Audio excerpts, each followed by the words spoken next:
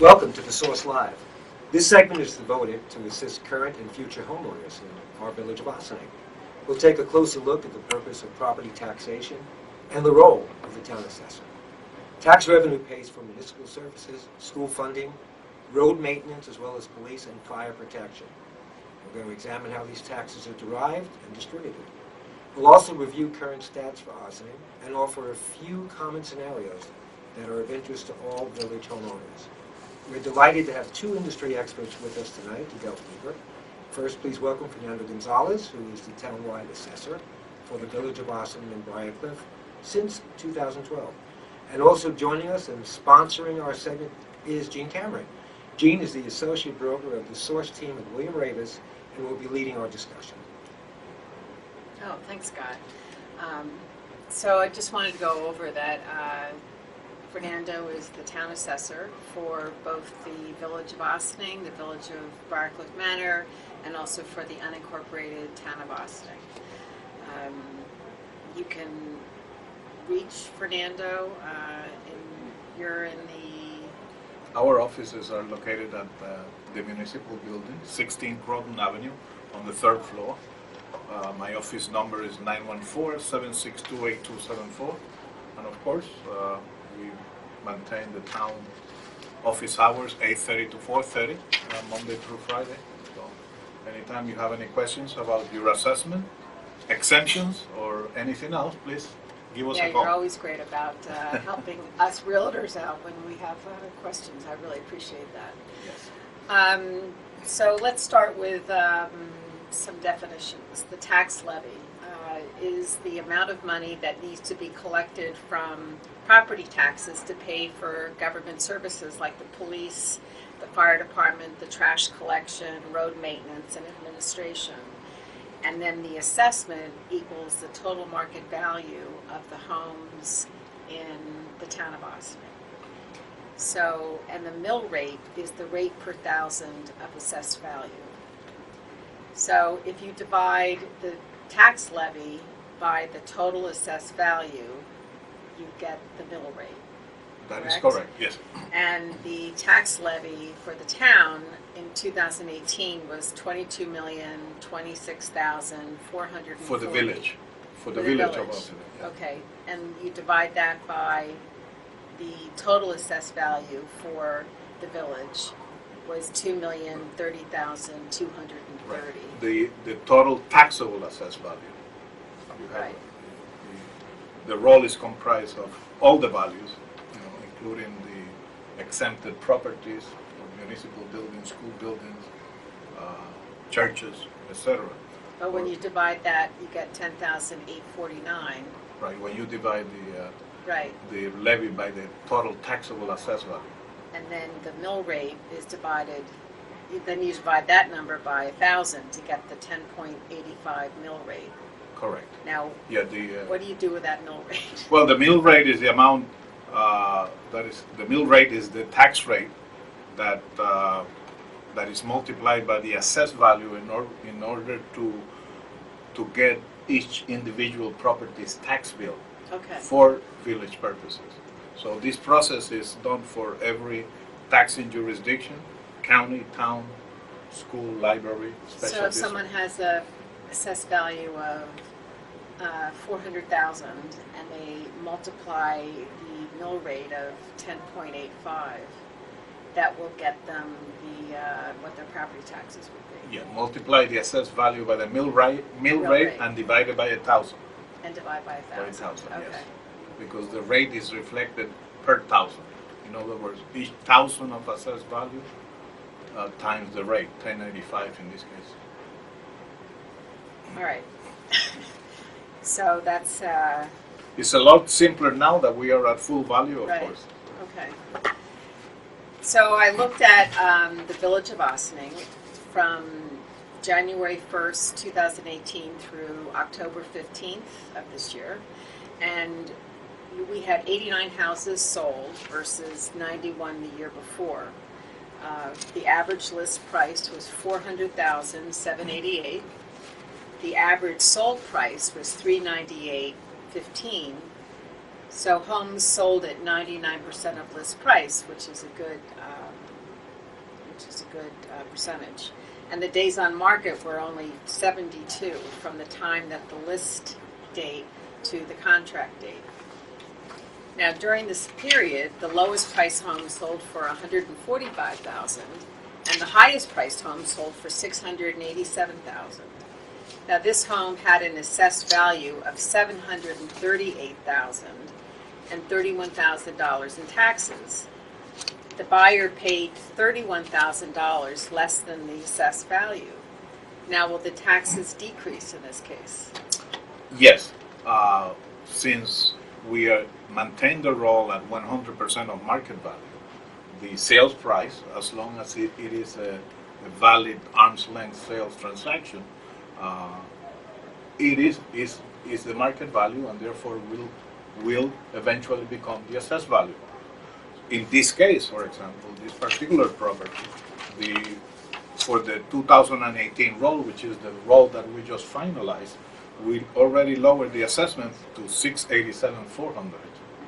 So the new owner, of course, will see his taxes next year based on the lower amount of $687,400. Now, can you roughly tell us what that would be? So if the 31,000, the reduction is 31,000 and the mill rate is 1035, so 31 times. do we have a calculator? 31 times 1035. Well, I'm sorry. 1035 is only the village rate. The combined rate, school, town, county, is. I have that other information here. So the total taxes, the combined rate in the village of Ossining is about $42 per thousand. So if you take the 31 times 42, they will see a reduction of around $1,240 approximately. So For just the village or for no, all this is three? the combined for all Combined. three. All right, so the buyer paid $31,000 less than the assessed value, and that equals a savings on the, or not a savings, but a reduction on their taxes of around $1,200. Correct. $1,200. Yes. Well, I think the buyers are probably very happy about that. Yeah, well, we do maintain the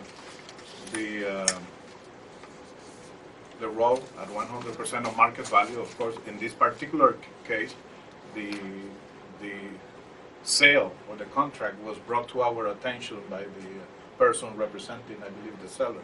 And of course, since the time that we do the adjustments to the roll is in the spring, about the time that this property was listed, so that we can publish the roll by June 1st, we did adjust the assessed value So on that's a the good 18 point you roll. bring up, is when, let's say, a buyer's agent is representing their client and they're, in this case, spending $31,000 less than what the assessed value is, if this agent brought it to your attention so that you were able to reduce Absolutely. the assessed value. Absolutely, provided that it's a good sale. Right. We do, of course, our goal is to maintain the assessment as close to market value. Now, what happens if it's a short sale? A short sale is not an arm's length transaction, Right. it's a distressed sale. So short sales, foreclosures, or sales with other conditions not normal in the marketplace are not indicators of market value. So for a short sale, of course, not. So you don't reduce taxes based on a short Well, sale? remember, we Or you don't we reduce the adjust assessment. Right. So a short sale, no, because it's not an indicator of market value. However, many short sales or many foreclosures, the condition may need an adjustment. So it's not just the sales price; it's the condition and the features of the property. So anytime that we find that we have a property or it's brought to our attention that we have the incorrect inventory, number of bedrooms, bathroom, condition, of course we take a look at it, and if it merits a reduction in the assessed value, we So a homeowner can come in and say, this property card doesn't properly reflect my home. They can try to get a reduction in their Absolutely, absolutely. Well, it works both ways. As you know, as part of your realtor's due diligence, they have to reconcile the property, the actual, what they see in the property with what we have. Eventually, whether it's the realtor, the appraiser, or the title company. So many times, people have done construction without a permit, and now they have bathrooms instead of two. So of course, when that is brought to our attention, we adjust the inventory. An additional bathroom most likely will increase the assessment. Now, what about a finished basement? Yes. But it's not livable square footage. Well, a finished basement, there is two types of finished basement. One that is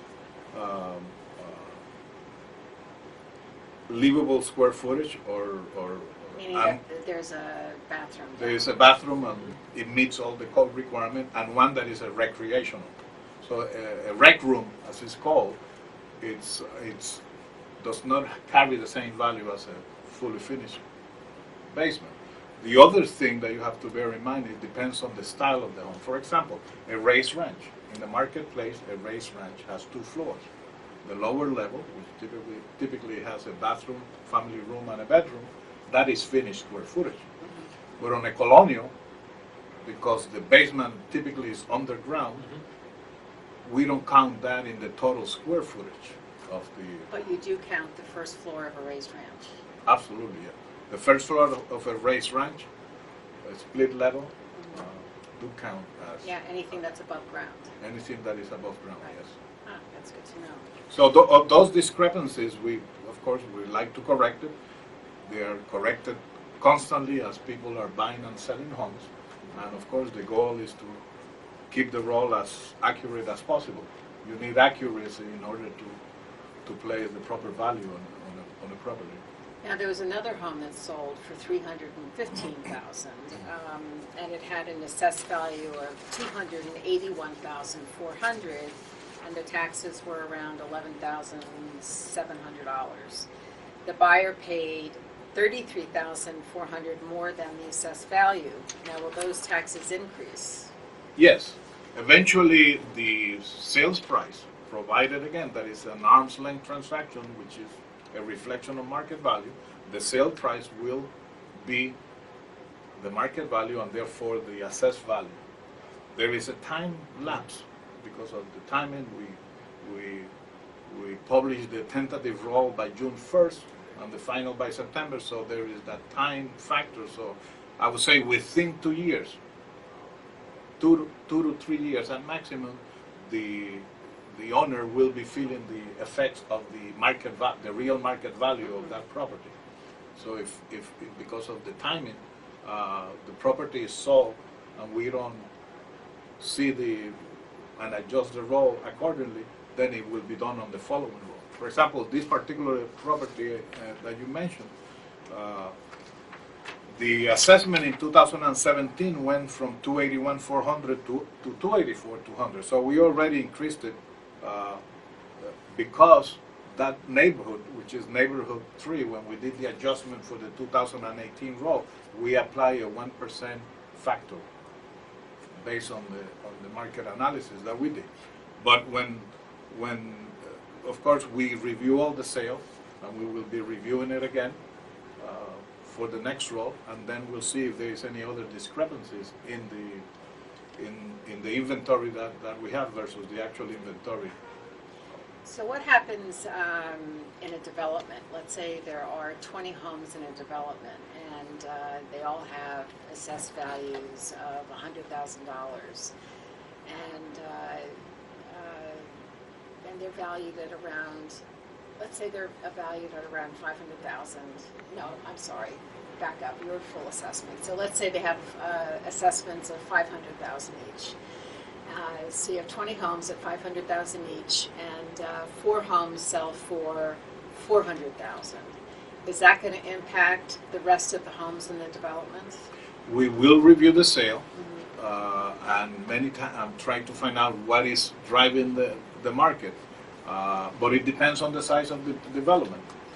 If you take a development like Rosecliff, or a homeowners association like Rosecliff, 300, I don't know exactly. 4 sales may not be enough to assume that all the properties are moving at the same rate. But if you take a subdivision of 16 homes and 4 of them are sell for that amount, and there are 2 or 3 more listed, and we see that the trend is that that is the actual value, yes, we would adjust it. Right. When we do the analysis every year, not only do we look at situations such as this, for example, in our role, each homeowner association is its own neighborhood. So we're constantly looking at particularly associations with river views or special features, because you know the markets they move in unison. So of course, development like Hudson Watch, for example, I've noticed again that the properties with At Hudson Watch. Hudson Watch with views are selling a lot higher than what we have it assessed for. So we don't have it, that aspect of our assessment may not be correct. We will look at it again next Right, roll. because not every That's unit. That's a PUD, correct? Right, that's Which a PUD. is a planned urban development. Planned unit development. And they're yes. all considered simple fee. Yes, Right, just like a single family home. right. Not all of them have river views, so No. so condos that don't have river views may not sell. May sell for less than what the assessed value is. Well, condos is a whole Oh, right, I know, other I'm situation sorry, but because this of is the a- way I'm sorry, this the is a laws PUD, right. the law specifies Yeah. that Right. they be valued. But planned unit developments like condos, the end unit will sell for more, as you know, than Right. a unit in the center. A unit that has river views will sell for more, and in some markets, in some pods, the unit that is closer to a more desirable amenity may sell for more. So it's unique to the development. Right. What type of questions do homeowners come ask you? I mean, what? How could I reduce my assessment? Well, yeah, Imagine of after course. Christmas. Right. Of course, the biggest question is, is about assessment, but realize that the role of the assessor in the town is to maintain the assessment role, and the assessment role is not only the value of each property, but whether that property is exempt for taxation or not, and why. So every exemption is coded, and if the property owner or the resident has an exemption, whether it be a star exemption, a veteran exemption, senior, disability, we maintain those Yeah, records. so let's- And every time a property sells, we maintain the ownership. And every time a property splits or merges, we maintain the tax maps. So we do spend a lot of time in valuation, meaning maintaining the values. But we also do spend, my staff spends a lot of time in administrating the exemption part of the assessment office. We consider it the heart of the enterprise. Right. So what are Our the- information, if I may say, our information is used by all other departments. And is it available online? Yes. And how would somebody access that information? Townofossining.com, the town's website. You can go to the assessor's page, and you can see not only property information specific, you can retrieve the property record card, you can see sales. We have an excellent GIS system that provides an interactive sales display, and then you have access to all the other departments. For example, the consolidated tax rate sheet is in the receiver of taxes page. The budget information is there for the town general and the town outside villages budget, but each one of the jurisdiction, whether it be the village of Briarcliff Manor or the village of Ossining, you can see the budget, you can see the rates. And so all this information is available. And can they also pull up tax information? We are working on that. Okay. Of course, I like to put out all the information 24/7. We do have the property information now, the property record cards and assessment. we do have in each property where we have been able to upload the tax, not the tax bill, but the tax roll, so you can search. But eventually, our goal is to be able to put all this information together so that you can see not only the property information, ownership information, but also the tax That's great. bills. When do you think that's going to be online? Well, we're working on it. There are technical difficulties because of the systems that are used, but But you're targeting, say, by next year? I wouldn't commit to it. Of Okay. course, that's a budgetary issue that Right, sure. it costs money to get this. So thing let's talk about the exemptions. STAR, which is you have to in order to qualify for the STAR exemption. What is it in Austin? Well, there are two stars. Right. Two stars. The basic star, which is for the primary resident only on one property, is for owners where the combined income does not exceed 500,000. Now, is that adjusted gross income? Yes, Okay. that is adjusted gross income, and the state verifies that. The state is also taking over the senior star verification starting this year.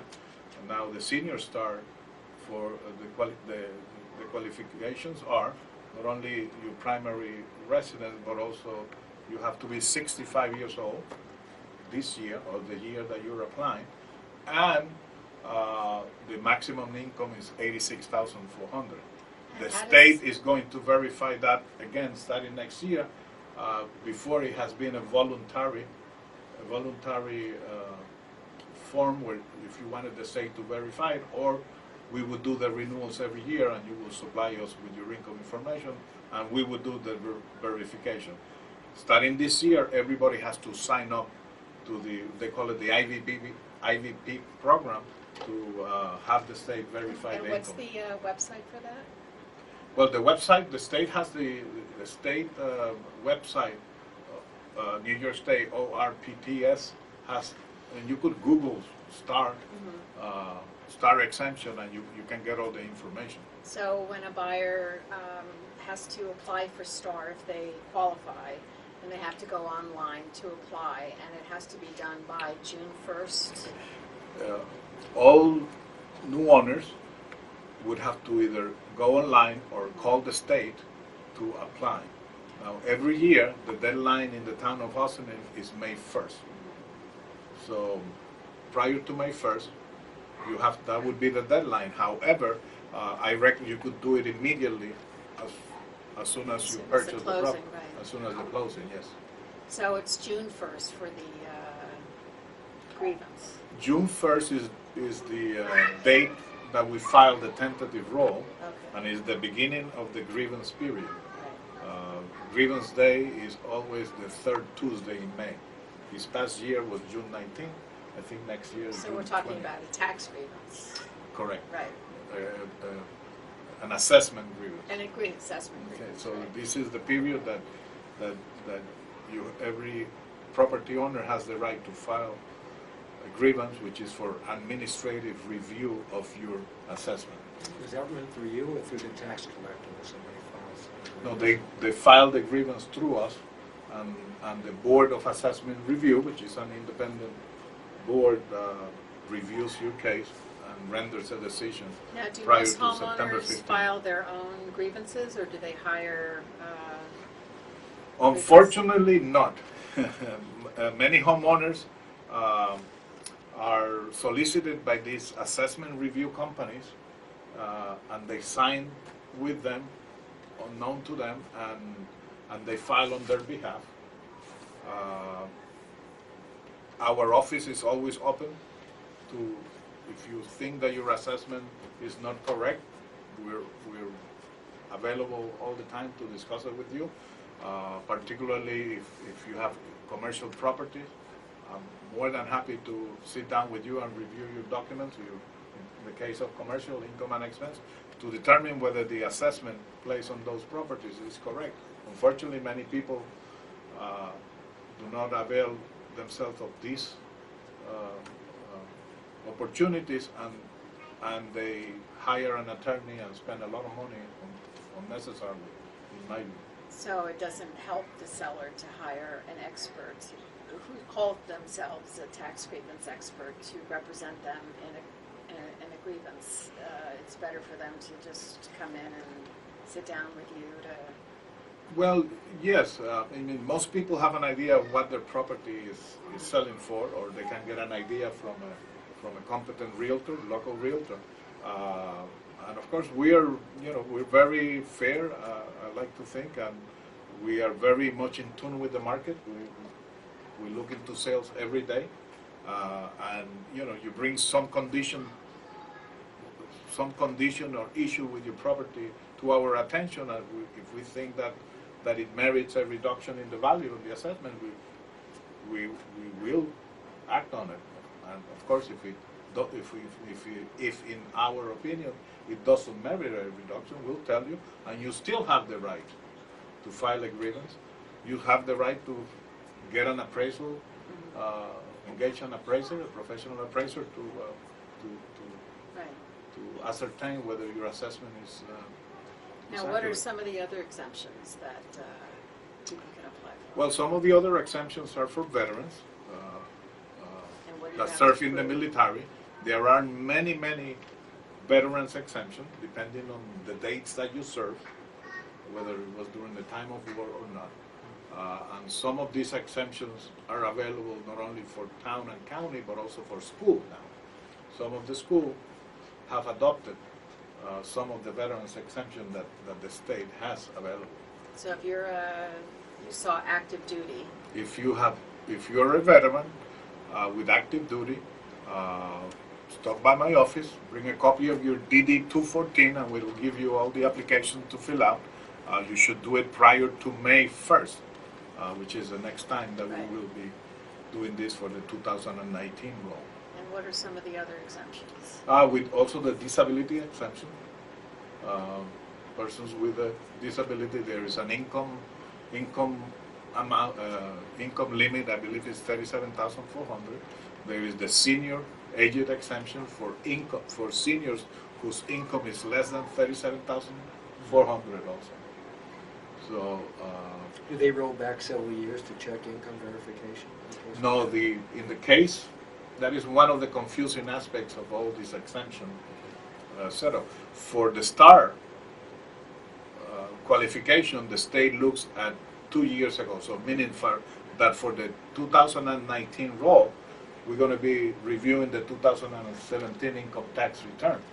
But for the senior exemption, the regular senior exemption, as we call it, where the max income is 37,400, we look at the prior year's return. So we would be looking at the 2018 income tax returns. Now, how can someone find out more information about exemptions? Is it on your website? Yes, on the townofossining.com, the assessor's page, we have a small description of exemption, or you can always call my office and our. Well, I know every time I come in, you're always available, and you've been very cooperative and Thank you. helpful. I really appreciate it. Thank you. Well, we try to be available, and sometimes these things could get a little complicated and confusing, particularly to our seniors, but we try to sort it through. Terrific. All right. You have any? That's fantastic.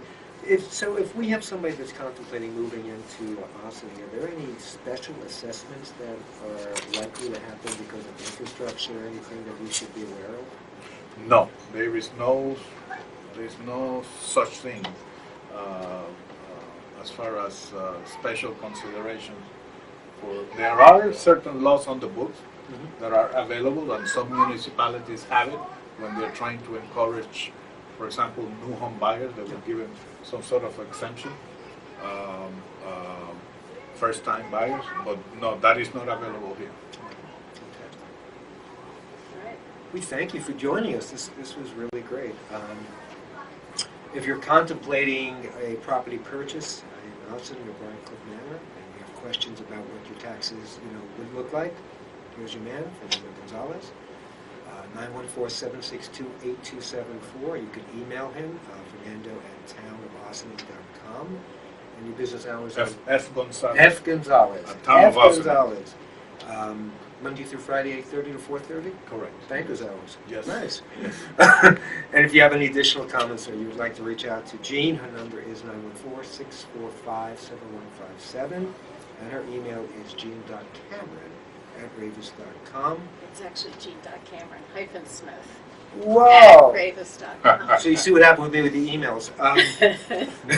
We thank you both, and we hope that this was useful to you. And my name is Scott Goldman, and we look forward to seeing you again next time on The Source Live.